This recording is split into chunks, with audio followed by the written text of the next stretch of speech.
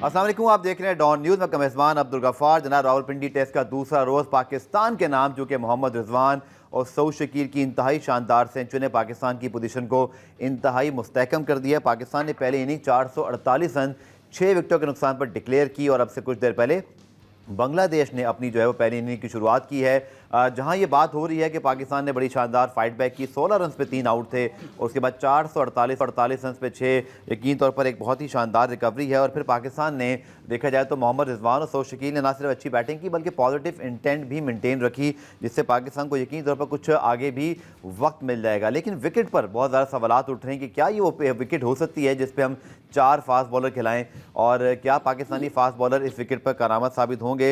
इस पर हम तफसीली बात करेंगे और मेरे साथ प्रोग्राम में मौजूद हैं सीनियर स्पोर्ट जर्नलिस्ट मुनीर हक साहब, और कुछ दौर में 10 पे में ज्वाइन करेंगे शाहिद हाशमी साहब। लेकिन पहले आप देख लीजिए रीप्ले हेडलाइंस। तो जनाब 448 रन 6 विकेटों के नुकसान पर पाकिस्तान की इनिंग्स डिक्लेयर और इस पर बांग्लादेश का स्कोर 8 रन बगैर किसी नुकसान के।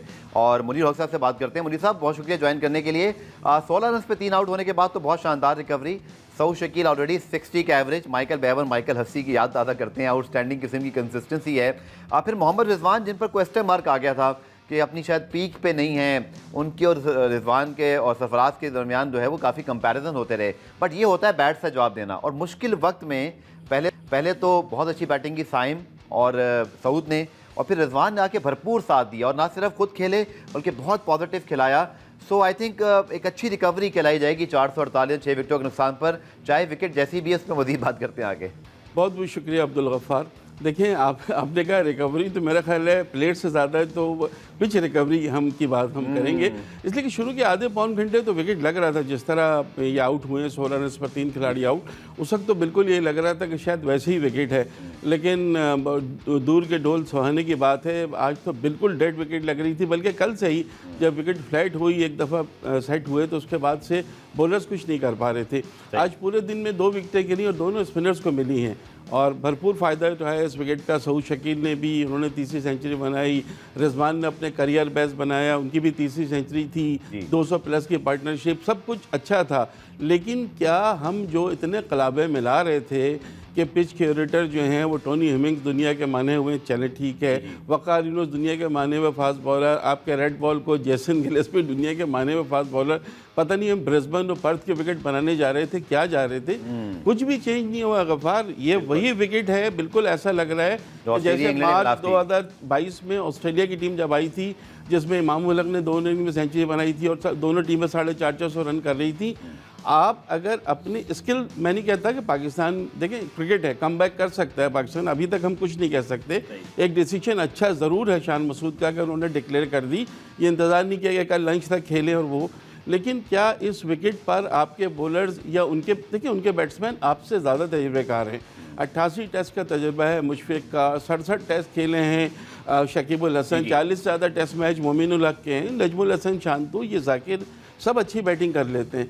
तो क्या आपने ऐसे विकेट के लिए इतनी बड़ी सीरीज़ को इतनी हाइप दी थी कि आपने पहले ही उसको वो कर दिया? This is wrong I think. लेकिन मैच का रिजल्ट क्या होगा ये अभी हम नहीं कर सकते। बिल्कुल आपने ठीक कहा, और विकेट पर सवालात तो पहले उठ रहे थे इस डिसीजन पे भी। मुझे याद है शाहिद हाशमी साहब ने जब हमें ज्वाइन किया था आज से कुछ दिन पहले, शाहिद भाई बहुत शुक्रिया ज्वाइन करने के, तब हमने ये बात की थी कि क्या पिंडी की विकेट धोखा तो नहीं देगी, क्या ग्रास ऐसी रहेगी। आपका बड़ा तजर्बा है पाकिस्तान की, पहले तो बैटिंग पे सिर्फ फरमाइएगा कि सऊद शकील ने बड़ी अच्छी बैटिंग की रिजवान के साथ मिलकर, फिर मैं विकेट के और पिच के ऊपर भी सवाल करता हूँ।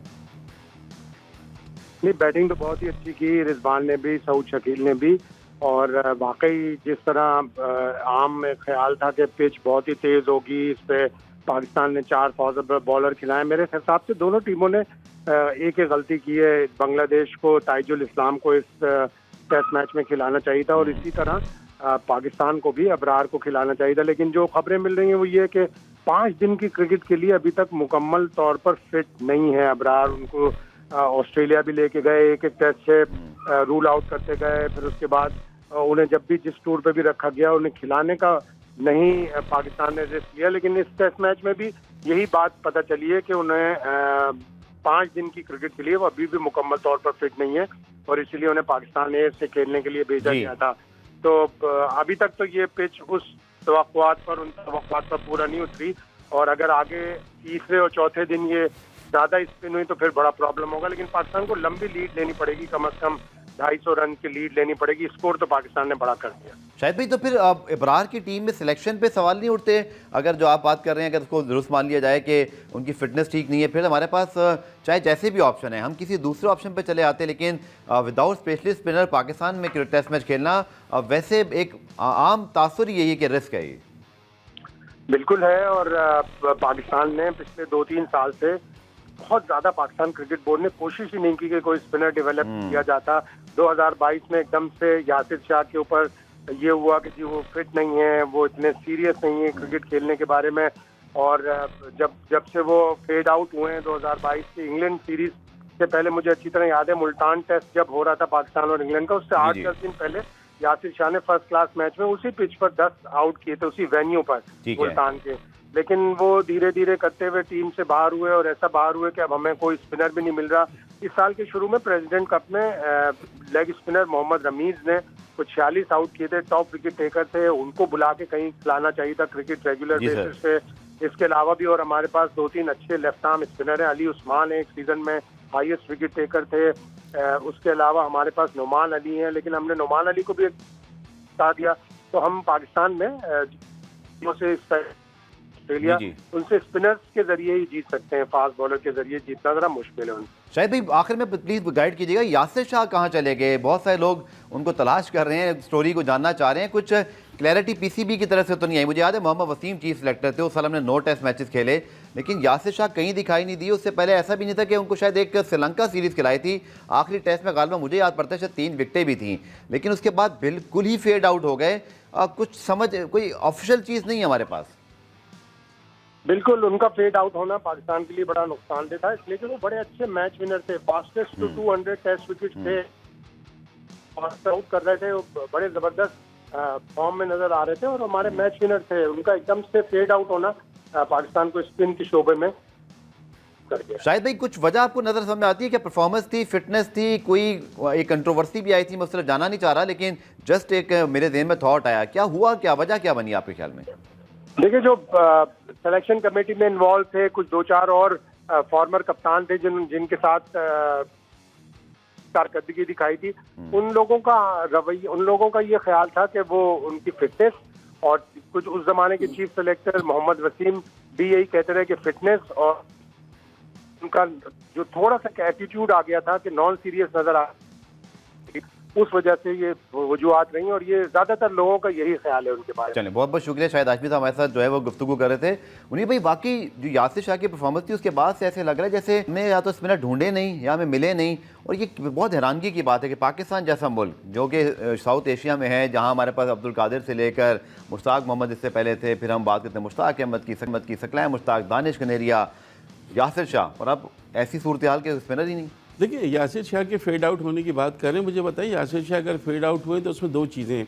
एक तो उनकी अपनी गलती हो सकती है कि फिटनेस उनकी सही नहीं रही, दूसरा आपका एनसीए क्या कर रहा है, आपका क्रिकेट बोर्ड, आपकी जो इतने सिलेक्शन कमेटी है वो क्या कर रही है। हम नेथन लाइन क्या फेड आउट नहीं हुआ ऑस्ट्रेलिया से, केशव महाराज फेड आउट नहीं हुए साउथ अफ्रीका से, रविचंद्रन अश्विन फेड आउट नहीं हुए भारत से, हम हमारे एक ही स्पिनर था वो फेड आउट हो गया। नया स्पिनर को कोई नज़र ही नहीं आ रहा। लेफ्ट आर्म स्पिनर 3-4 नाम तो मैं आपको बता दूं कि जो इस वक्त बिल्कुल पाकिस्तानी टीम के दरवाजे दस्तक दे रहे हैं, सुफियान मुकीम, मेहरान मुमताज़ ने बड़ा अच्छा किया, मुमताज़, अरफात मिनहास और फैसल अकरम, बहुत सारे हैं, कोई 1-2 नहीं है जिनको आप कहें। आप उसामा मीर को ठीक है, आप समझते हैं कि वाइट बॉल का, उनको लाएं किस तरह। और अबरार अहमद की फिटनेस की आपने क्या बात की, जब वो अनफिट खिलाड़ी, मैंने कई दफ़ा सुना है उनकी फिटनेस के हवाले से, तो मुझे बताएं जब एक अनफिट खिलाड़ी है तो हर जगह टीम में कैसे शामिल है Yakub? Asia cup, one day world cup, England, Ireland, T20 world cup, और अब मतलब आपने उसको टेस्ट टीम से हटा के पाकिस्तान शाहीन से कैसे खिला रहे हैं अगर वो अनफिट है तो ये सारी चीज़। एनसीए में कौन सा आपको पिछले 5 साल में बैट्समैन मिला, मुझे बताएं तो सही, कौन सा आपको ऐसे हम आप खुद बात करते रहे कि स्पिन बॉलिंग कोच नहीं है हमारे पास, वनडे वर्ल्ड कप में नहीं था कोई, क्यों नहीं है भाई? पाकिस्तान के मुश्ताक अहमद को जाके और बांग्लादेश की क्यों कंसल्टेंट बना दिया गया, वो आपका असेट है, आपको देखना चाहिए था। बिल्कुल बुरा में आपका पॉइंट ठीक है, क्योंकि हम लोग कोशिश भी नहीं कर रहे हो, पे स्पिनर है भी नहीं। पुराने करते हैं, ब्रेक से जब वापस आएंगे तो फिर हम अपनी फास्ट बॉलिंग का एनालिसिस करेंगे। अभी तो शुरुआत है, लेकिन जो विकेट है यकीनी तौर पर ऐसी नहीं थी, जहां हम अपने फास्ट बॉलर जो पहले ही थोड़ा सा स्ट्रगल करते आ रहे हैं, थोड़ा सा फिटनेस के मसाइल, कम बैक्स हो रहे हैं, उनको हमने बड़े इम्तिहान में डाल दिया है। क्या इम्तिहान में पूरे उतर सकेंगे हमारे फास्ट बॉलर, डिस्कस करेंगे शॉर्ट कमर्शियल। पुराने में खुशामदीद। और सर, जब रिटायरमेंट हुई थी यूनुस खान और मिसबाह-उल-हक की बिल्कुल एक साथ एक ही टेस्ट में वेस्ट इंडीज के खिलाफ यादगार फतह, लेकिन उसके बाद हमें मिडल ऑर्डर में बड़े इशू नजर आए। ऐसे लगता था जैसे पाकिस्तान की मिडल ऑर्डर को संभालना ज़रा मुश्किल हो गया, लेकिन सऊद शकील ने और फिर सलमान अली आगा ने आई थिंक कंसिस्टेंसी भी दिखाई है। और एक सबक भी हमें मिला कि जब आप डोमेस्टिक के सीजन परफॉर्मर्स को मुकम्मल चांस देंगे, वो आपको कभी लेट डाउन नहीं करते। इन दोनों ने श्रीलंका में भी ये किया, शायद ऑस्ट्रेलिया में से बेहतर कर सकते थे, लेकिन वहाँ पहला एक्सपीरियंस था, थोड़ा मुश्किल होता है। लेकिन अगेन सऊद शकील 16 रन पे 3 आउट पे आप खेलने आ रहे हैं।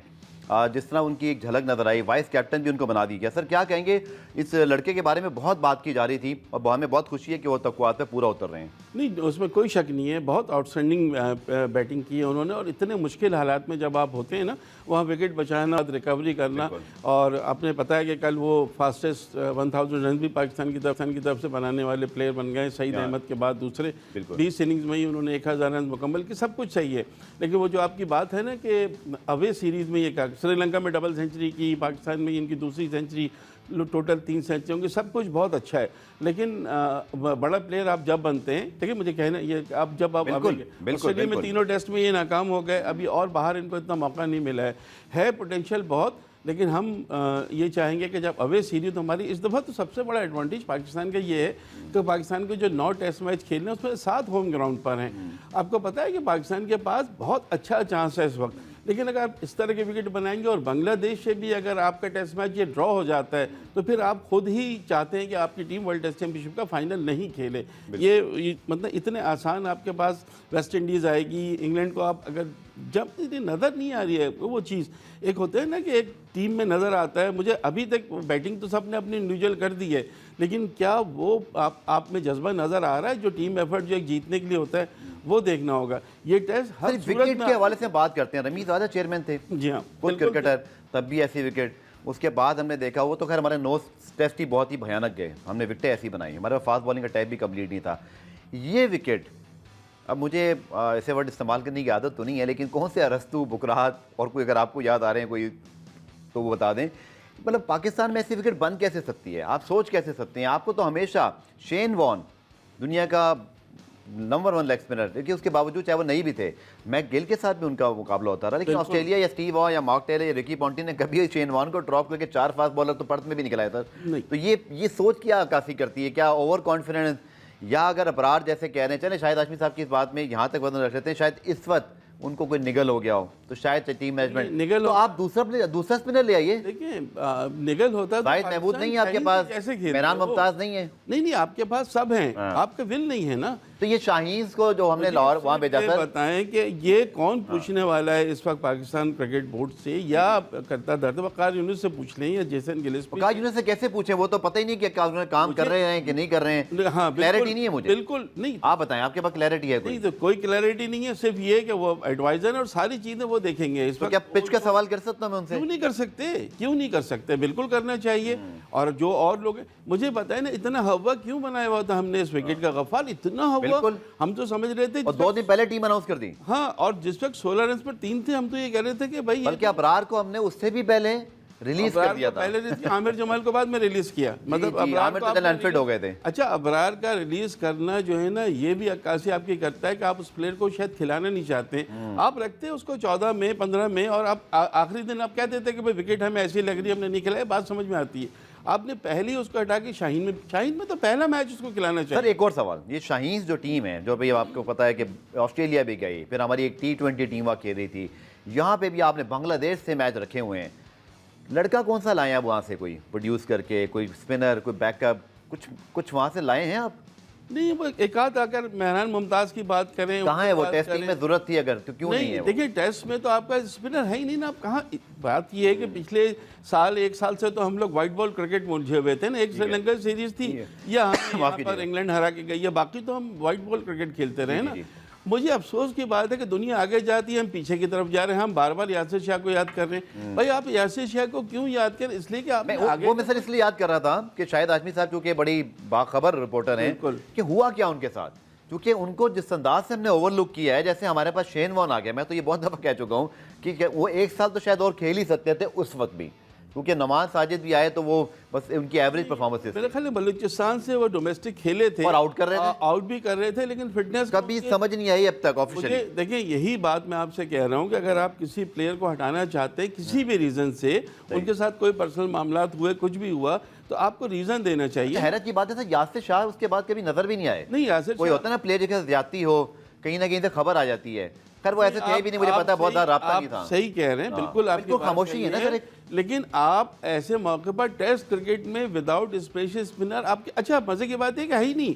अगर अबरार की आप बात ना करें तो आपके पास स्पिनर है ही नहीं, किसको खिलाएंगे? अच्छा मुझे बता नमान साजिद को भी आपने लेफ्ट आउट कर दिया। नमान अली को आप कह रहे हैं क्या वो लेकिन 7 आउट किए थे उन्होंने शायद हाँ आपकी। वो बिल्कुल किए थे, लेकिन एक तो पहली बात मैं आपको ये बताऊं कि एक स्पेशल स्पिनर हमेशा रहा है। मैं आपको 3-4 मिसालें तो अभी दी थी। वही बात है कि जब बड़े प्लेयर थे तो शेन वॉर्न हमेशा खेलते थे उनकी टीम में, और वो मैच विनिंग बॉलर थे ना, बिल्कुल। मैच जितवाते थे, बड़े क्रूशियल मौके पर विकेट लेते थे। आपको भी ऐसे एक स्पिनर की जरूरत थी। कौन कसूरवार है? सरफराज अहमद जी विकेट कीपिंग करने आ गए हैं और मेरे ख्याल में कोई इंजरी हुई थी रिजवान को। अब ये बड़ी इंटरेस्टिंग चीज़ है, सरफराज अहमद विकेट कीपिंग कर रहे हैं पाकिस्तान के लिए, और तभी वो आते हैं। और शायद रिजवान मुझे लगता है काफ़ी लंबी बैटिंग की, तो शायद क्रैम्स वगैरह भी कुछ सूरत हाल हमें कंफर्म हो जाएगी। लेकिन चलिए सर, एक और बड़ा इंपॉर्टेंट टॉपिक जो हमने कवर करना है, भारत में तो इस पर बहुत शोर मचा हुआ है कि बाबर आजम जो है ना वो तो बिल्कुल अब उनका कैरियर फिनिश पे जा रहा है। ये ऐसी बातें, क्या बड़े खिलाड़ियों पे कभी बैट पैच नहीं आया? ब्रायन लारा, सचिन तेंदुलकर, इंजमाम उल हक, जितनी उनकी कंसिस्टेंसी है, अभी भी 46 का एवरेज है, 50 उनका एवरेज है वनडे के अंदर, 50 उनका T20 के।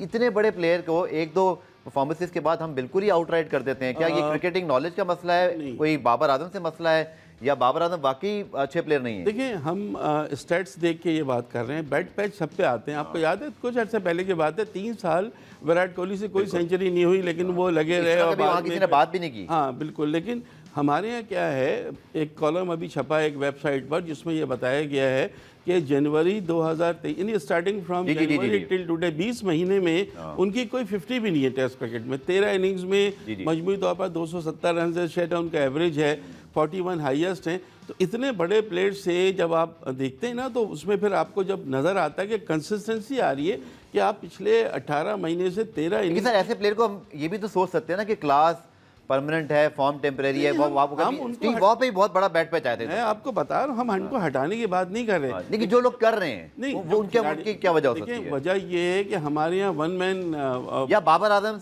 चूंकि माजरा के साथ इंडिया में भी क्या बाबर आजम को डिस्कस करके व्यूज आते हैं? ये भी आप कह सकते हैं, लेकिन देखिए हम बाबर आजम पर पाकिस्तान बैटिंग बड़ा डिपेंड करती है। अगर बाबर स्टार है ना सबसे बड़े, और दूसरी बात है कल बाबर आजम की भी गलती है, दूसरी गेंद को लेग स्टंप के बाहर गेंद थी, नहीं ग्लांस करते, छोड़ देते, नहीं छोड़ा, कैच भी बहुत ज़्यादातर उनकी आपने सही निशानदेही की। मैं ब्रेक से वापस आता हूँ कि ज़्यादातर उनकी डिसमिसल सॉफ्ट डिसमिसल हैं। वर्ल्ड कप में भी लेग साइड पर कैचिंग होना, ऐसा नहीं है कि कोई बॉलर उनको बोल्ड मार रहा है, उनकी टेक्निक को एक्सपोज हो गई है।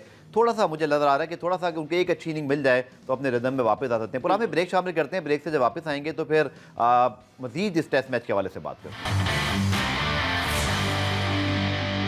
तो जनाब मोहम्मद रिजवान चूंकि विकेट कीपिंग कर रहे थे, बड़ी ज़बरदस्त बैटिंग भी की और 170 और रन किए।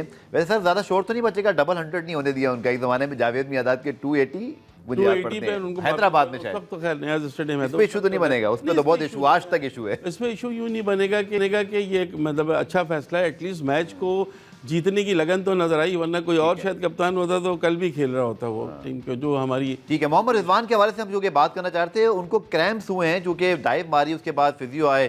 फैसला फिर ये हुआ कि सरफराज अहमद चूँकि मौजूद हैं, शुक्र है कि हमने बैकअप विकेट कीपर रखे हुए हैं, इसीलिए कहते हैं जी बैकअप हमेशा रखें। तो फिर सरफराज अहमद अब कीपिंग कर रहे हैं, लेकिन लगता नहीं है कोई बहुत ज़्यादा serious issue. I think he will be alright. लेकिन सर वर्ल्ड टेस्ट चैंपियनशिप ये एक चिड़िया है जो कि सारी दुनिया में इसके बारे में लोग जानते हैं, लेकिन हमारे पास ना तो हमारा इससे कोई ताल्लुक है, ना लेना देना है, ऐसे लगता है। क्योंकि जब T20 वर्ल्ड कप होता है, मेंस वर्ल्ड कप होता है, हम बहुत ज़्यादा फाइनल सेमीफाइनल पॉइंट्स की बात करते हैं, लेकिन हमारे यहाँ लगता है इस वर्ल्ड टेस्ट चैंपियनशिप को एक्सप्लेन भी करना पड़ेगा। इस वक्त इंडिया ऑस्ट्रेलिया टॉप पर हैं, इंडिया ने दोनों मरतबा फाइनल खेला है, हमें कोई दुख भी नहीं है कि हम फाइनल की कंटेंशन में भी नहीं होते हैं। ये जो सर 5 टेस्ट मैचेस हैं और फिर 2 हमने आगे खेलने हैं अगेंस्ट वेस्ट इंडीज, 7 होम। लोग कहते हैं जी अगर आप सारे पॉइंट्स दे रहे हैं, आई थिंक जो मुझे रूल याद है सर, थोड़े इसमें आगे पीछे भी हुआ था कि 4 पॉइंट आपके ड्रॉ करने पर हैं, 6 टाई करने पर, 12 जीत पर हैं, और उसमें सीरीज़ के पॉइंट्स होते हैं। इस तरह की विकेटें बनाकर वर्ल्ड टेस्ट चैंपियनशिप के फाइनल में जाएंगे हम। बहुत अच्छी बात की गफ़ार। देखिए आपके पड़ोस के मुल्क में भारत है, उसने दोनों दफ़ा वर्ल्ड टेस्ट चैंपियनशिप का फाइनल किया, अभी तक 2 ही हुए हैं, दोनों मरतबा खेले हैं। भारत को इस दफ़ा 10 मैच खेलने हैं, 5 होम पे और 5 अवे पे। और इंडिया ऑस्ट्रेलिया दोनों पे टेंशन ये है कि एक दूसरे से हार गए तो क्या होगा। क्या होगा, और 5 अवे जो है वो ऑस्ट्रेलिया और इंडिया है। यानी वो उन दोनों के डिसाइड करेगा वो सीरीज़ के दोनों टीमें पहुंचेंगी या कौन सी टीम पहुंचेगी। ठीक है। मैं एक इंडियन मीडिया सुन रहा था, वो तो पाकिस्तान को चाहते हैं पाकिस्तान पहुंचे, क्योंकि 7 आपकी जो होम सीरीज़ के मैचेस हैं, अगर वो 7 आप जीत लेते हो आप क्वालिफाई कर जाएंगे। बेशक साउथ अफ्रीका में कुछ भी परसेंटेज में आप निकल जाएंगे। ठीक है। लेकिन जो सबसे आसान सीरीज उसमें आपका ये हाल है, उसमें आपने सर इंडिया को हम बहुत ज़्यादा, माफ़ कीजिएगा, हम बहुत ज़्यादा क्रिटिसाइज करते हैं बड़ी सारी चीज़ों पर, लेकिन आप देखें कि किस तरह वो क्लैरिटी के साथ प्रॉपर स्पिन अटैक बनाते हैं। चाहे फिर शेन वॉन ले आए ऑस्ट्रेलिया माजी में, मरहूम शेन वॉन, अभी तक यकीन नहीं आता उनका मरहूम कहते हुए, ग्रैम स्वान भी आते रहे, मॉन्टी पेनेसर आते रहे, अभी इंग्लैंड की टीम के अंदर जो है उनके पास 6 स्पिनर मौजूद थे, लेकिन वो कभी डरते नहीं हैं, जो उनका गेम प्लान है उस पर रहते हैं, चूँकि मेक सेंस। आप ना इंडिया में, ना ऑस्ट्रेलिया, ना श्रीलंका में, ना बांग्लादेश में, ना पाकिस्तान में ऐसी विकेट बना ही नहीं सकते जहाँ 4 फास्ट बॉलर खेलें। फिर ये हमारे यहाँ कौन बैठा हुए सारे फैसले कर रहा है? यही तो हम यही तो आपसे बात कर रहे हैं। हम और क्या, किस बात पर रोना रो रहे हैं कि भाई कौन है पाकिस्तान के हेल्म अफेयर में, कौन लोग बैठे हैं? इस गर्मी में इतना हमारे चारों फास्ट बॉलर का भी आप 2-2 ओवर के बाद हाँ। देखें तो they are struggling. I am not saying कि उनकी फिटनेस अच्छी नहीं है, but these are very challenging condition. और बांग्लादेश को देखिए, उन्होंने अपने आप को बिल्कुल डेड स्लो कर लिया, आज का पूरा दिन निकालना चाहते हैं कल आके, क्योंकि उनको अभी फॉलोअर से बचना है। अगर 300 प्लस कर लेते हैं तो फिर ये match heading towards a draw, और ड्रॉ का मतलब है कि आपकी शिकस्त है। अगर आप अपने होम बिल्कुल 4 पॉइंट से मिलेंगे बांग्लादेश आपको, को भी नहीं हरा सकते तो फिर आप वर्ल्ड टेस्ट चैंपियनशिप का फिर सोचे ही नहीं ना। फिर आप अभी 5वीं पोजीशन। सर अगेन उस तरफ आऊँगा मुनीर भाई, मेरी आप काइंडली गाइडेंस कर दीजिए कि वकार यूनिस जिस रोल पर आए हैं, जिस तरह का उनका डोमेन बताया गया है, मुझे तो कोई नज़र नहीं आ रहे वकार भाई, या तो उनको अभी खुद चीज़ें समझने में उनको टाइम लग रहा है, बट अगर इस विकेट का ताल्लुक है तो वकार यूनिस अगर एडवाइज़र हैं तो ज़रूर उनको इतने बड़े लेजेंड के तौर पर यहाँ पर होना चाहिए। गफ्फार, चीज़ें समझने में क्यों टाइम लगेगा? फिर क्या रोल है? 18 साल में 6ठी मरतबा पाकिस्तान क्रिकेट बोर्ड में वो आए हैं, और इस दफ़ा तो आए हैं सबके। मैं कह रहा हूँ इस बार तो चले विकेट बनवाने में उनकी इनपुट होनी चाहिए थी सर। नहीं बिल्कुल, कप्तान के साथ बैठते जैसे आपका रेड बॉल कोच जो है तो फास्ट बॉलर है ना, ऑस्ट्रेलिया के हैं ना, उन्हीं की ये होगी ना। तो टोनी हेमिंग्स भी हैं, सब हैं, तो विकेट ऐसी कैसे बनी? वो जो टॉमी हेमिंग भाई हैं और जैसे गिलेस्पी, वो ऑस्ट्रेलिया की मट्टी साथ ले आते तो शायद कुछ हो जाता। मुझे ये नहीं पता आपने फिर 4 फास्ट बॉलर क्यों खेला, और आपने ऐसी डेड। अगर मैं फिर ये कह रहा हूँ कि अगर ये मैच ड्रॉ होता है तो पाकिस्तान की नाकामी, और उसकी जिम्मेदारी लेगा कौन, मुझे बताएं? कप्तान, कोच?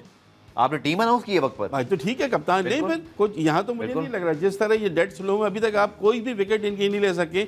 अभी मैंने नसीम शाह को देखा, इतनी ऑप्शन से बाहर गेंद कर रहे हैं भाई, इतना हब्स है, इतना थक रहे हैं, कल आपको क्रैम्प पड़ जाएगा फिटनेस। अच्छा, वो कहते हैं Salman Ali Agha is a very decent of spinner, Saim Ayub भी हमारे पास हैं, सो लेकिन ये सारे टेस्ट में जितवाएंगे भाई, ये पार्ट टाइमर हैं, आप इनको स्पिनर ना कहें। वो आप उनसे जो ओवर कराते हैं वो इसलिए कराते हैं कि थोड़ा सा। वैसे बांग्लादेश ने भी हमारी देखा देखी टीम अनाउंस होने के बाद तैजुल इस्लाम को ड्रॉप कर दिया। सही कहा था कि तैजुल इस्लाम को ड्रॉप नहीं करना चाहिए, तो वो भी इस खौफ में आ गए कि भाई बहुत ही कोई फास्ट विकेट है। सर अब मुझे ऐसा लगता है कि जो थोड़ा बहुत मैं अभी नसीम की जो बॉलिंग देख रहा हूं, अभी तो खैर सिर्फ 11 ओवर हुए हैं, लेकिन शायद जब बॉल पुराना हो तो रिवर्स स्विंग शाहीन भी अच्छा कर लेते हैं। वो ही एक ऑप्शन नजर आता है मुझे। खाबे खरगोश के वो मजे लेते हैं। ऑप्शन बता रहा हूँ सर, ऑप्शन की बात नहीं होती। आज सुबह भी हम ये कह रहे थे ना कि सुबह के शायद कंडीशन ऐसी होगी कि वो 2 विकेटें पाकिस्तान की निकाल लें, लेकिन वो आराम से खेल गए। ये तो आगे क्या होगा ये तो किसी को नहीं पता। कल हो सकता है कि बांग्लादेश की पूरी टीम 100 रन पे आउट हो जाए, हमें नहीं पता। लेकिन जो हालात नजर आ रहे हैं, जो सर्कमस्टांसेस नजर आ, आपकी टीम एज ए, और आपने बड़ी अच्छी बात बताई थी सर कि आज दोनों स्पिनर विकेट लिए, और कल जो 2 आउट हुए थे दोनों आउटस्टैंडिंग कैचेस थे, बाबर वाला भी और अब्दुल्ला वाला भी, वरना शायद ये विकेट मिलना भी मुसीबत हो जाती। सही आप ये सूरत हाल है। चलिए देखिए सर, दोनों जो शॉट्स है ना वो अवॉइड किए जा सकते थे, उसमें बैटिंग के कसूर है, बहुत अच्छे, उसमें बैटिंग लाइन के कसूर है, बॉलिंग लाइन का कोई नहीं। चलिए मुनीर भाई बहुत बहुत शुक्रिया। लेट्स होप कि ये टेस्ट मैच किस तरह है, लेकिन अगेन शायद हम हार जाएं, शायद हम जीत जाएं या ड्रॉ हो जाए, मायने नहीं रखता, लेकिन जो हम फैसले कर रहे हैं ना वो हमें समझना भी मुश्किल हो रहा है और आम शायकीन के भी सवालात हैं कि इन विकेटों पर क्या 4 फास्ट बॉलर खिलाए जा सकते थे। आई होप कि आज जब प्रेस कॉन्फ्रेंस करने आए कोई अगर मैनेजमेंट में से तो ज़रूर इसका जवाब दें, कोई लॉजिक बताएं ताकि एटलीस्ट हमें जो है वो क्लैरिटी मिल जाए। पुराने में ब्रेक शामिल करते हैं, ब्रेक से जब वापस आएंगे तो लाहौर में जनाब एक बड़ा मिक्स मार्शल आर्ट का इवेंट, उसका लास्ट डे है, उसके हवाले से हम बात करेंगे इस शॉर्ट कमर्शियल ब्रेक के बाद। तो जनाब प्रोग्राम के आखिर से बात करते हैं mix martial art Asian championship की, जो कि लाहौर में जारी है, जिसमें इंडिया समेत 16 ममालिक के जो है वो फाइटर शरीक हैं। गुलाम मुर्तज़ा हमारे नुमाइंदे इस इवेंट को मुसलसल कवर कर रहे हैं, उनसे तफसीलात देते हैं। गुलाम मुर्तज़ा, बड़ा अच्छा लग रहा है कि एक ऐसा स्पोर्ट जो दुनिया भर में बड़ा पॉपुलर है, पाकिस्तान में उसका एक बहुत बड़ा इवेंट मुनक्किद हुआ है। आप कुछ बताइए पाकिस्तानी फाइटर्स की कारकर्दगी इसमें कैसी रही है, और दूसरा जो शायकीन हैं जिनको पहली मरतबा इस तरह का बैनुल अक़वामी इवेंट देखने को मिला, उनके क्या तासुरात हैं? जी, पाकिस्तान के जो फाइटर्स थे पहली दफा इतने बड़े इवेंट में पार्टिसिपेट कर रहे थे, उनकी जो परफॉर्मेंस थी काबिल सताइश है, क्योंकि पाकिस्तान के 6 फाइटर्स ने फाइनल में जगह बनाई थी, जिनमें 3 खवातीन और 3 मर्द शामिल थे। आज फाइनल मुकाबले जारी हैं, जिसमें 2 फाइटर पाकिस्तान के अब्दुल मनान और दूसरे जो हमारे फाइटर हैं अब्दुल मनान और रिशान अकबर, उनको शिकस्त का सामना हुआ है। बाकी 4 फाइटर्स के अभी मैच बाकी हैं। तो पाकिस्तान में ये बड़ा अच्छा इनेकाद इस इवेंट का किया गया, क्योंकि जो रशियन साइड है जिसमें उज़्बेकिस्तान, कजाकिस्तान, बहरीन, ये सारी बेल्ट में बहुत अच्छे जो मिक्स मार्शल आर्ट के फाइटर्स हैं वो खेलते हैं और उनके नाम पूरी दुनिया में। तो इस वजह से वो टीम भी, उनके खिलाड़ी भी इसमें शामिल है और उनकी परफॉर्मेंस बेहतरीन है, क्योंकि वो लोग, उनका इंटरनेशनली बहुत ज्यादा एक्सपोजर है और वहाँ पे बहुत ज्यादा ये खेल खेला जाता है। तो पाकिस्तान के फाइटर्स की भी जो अच्छी परफॉर्मेंस है, 6 खिलाड़ियों ने फाइनल के लिए पार्टिसिपेट किया। फाइनल मुकाबले जा रहे हैं, जिसमें 3 खवातीन भी पाकिस्तान की इसमें शामिल है। शायकीन की आपने बात की, तो शायकीन भी बहुत ज्यादा पुरजोश हैं, क्योंकि पहली दफा इतने बड़े पैमाने पे ये मुकाबलों का इनेकाद किया गया है और 16 ममालिक के 180 फाइटर इसमें शरीक हैं। तो इस वजह से पाकिस्तान के लिए भी बेहतर। ठीक है। अच्छा गुलाम मुर्तज़ा, ये बताइएगा चूंकि इसमें बहुत सारी कैटेगरीज है, जरा हमारे नाजरीन को समझा दीजिएगा कितनी कैटेगरीज हैं, और फिर इसमें मेन फाइट कौन सी है, जो कि अगर आप समझें कि जिसकी सबसे ज्यादा वैल्यू और जिसका इंतजार भी किया जा रहा होगा। जी, मुख्तलिफ वेट कैटेगरीज है। जूनियर्स में 52 है, 57 है, और सीनियर्स में 82 है, 87 है और 67 है। तो मुख्तलिफ वेट कैटेगरीज में तमाम जो एथलीट्स हैं वो पार्टिसिपेट कर रहे हैं, क्योंकि 180 खिलाड़ी इसमें शरीक हैं। तो मुख्तलिफ कैटेगरीज में वो परफॉर्म कर रहे हैं और कुछ फाइटर्स को, पाकिस्तानी फाइटर्स को शिकस्त का सामना भी करना पड़ा, लेकिन 2 फाइटर पाकिस्तान के ऐसे जिन्होंने सिल्वर मेडल हासिल कर दिया। 4 फाइटर्स के अभी जो फाइट्स हैं वो बाकी हैं। वैसे गुलाम मुर्तज़ा, जितने स्पोर्ट्स होते हैं, हमारे मीडिया 11 के मैच होते हैं, क्या ख्याल है अगर कुछ हमारे मीडिया के दोस्तों को भी यहाँ उतार के उनका मैच करा लिया जाए? जी, ये प्रोफेशनल स्पोर्ट है और इसमें खासकर जो पंच करना होता है या करनी होती है तो वो खतरनाक हो सकती है, खतरनाक गेम हो जाएगा, इसलिए अवॉइड ही कर लेना चाहिए। लेकिन बहुत शुक्रिया गुलाम मुर्तज़ा। लेकिन अच्छी बात है कि Lahore mix Asian martial arts का जो इवेंट है इसका इनेकाद हुआ, और चूंकि स्पोर्ट्स बहुत ज़्यादा एक्साइटिंग है तो शायकीन जो कहते हैं ना शायकीन स्पोर्ट्स हैं वो इसको बड़ा इंजॉय कर रहे हैं। खेलों के शायकीन यकीन तौर पर इससे लुत्फ़अंदोज़ हो रहे हैं। लाहौर के अंदर उम्मीद करते हैं कि पाकिस्तान के बाकी शहरों में भी इस इवेंट का इनेकाद किया जाएगा। प्रोग्राम रिप्ले में आज के लिए इतना ही, कल दोबारा से मुलाकात होगी, तब तक के लिए अल्लाह हाफ़िज़।